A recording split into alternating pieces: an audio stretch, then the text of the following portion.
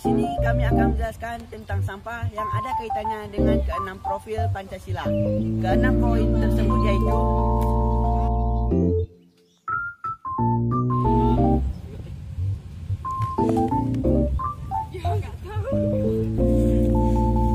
kenapa kamu buang sampah sembarangan? Kan kebersihan sebagian dari iman. Poin yang pertama,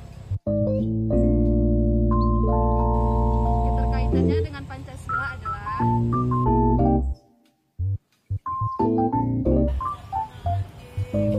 yang kedua, berpendidikan global. Kaitannya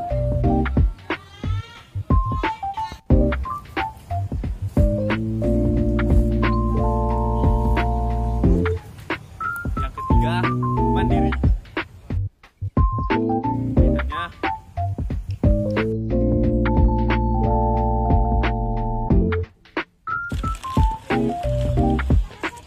poin keempat, kaitannya yang kelima, bernalar kritis. Kaitannya itu yang keenam, kreatif. Kaitannya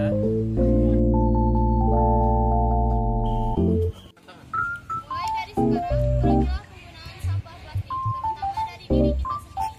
Kalau bukan sekarang, kapan lagi? Kalau bukan kita, siapa lagi? Semoga kuat sampai tamat.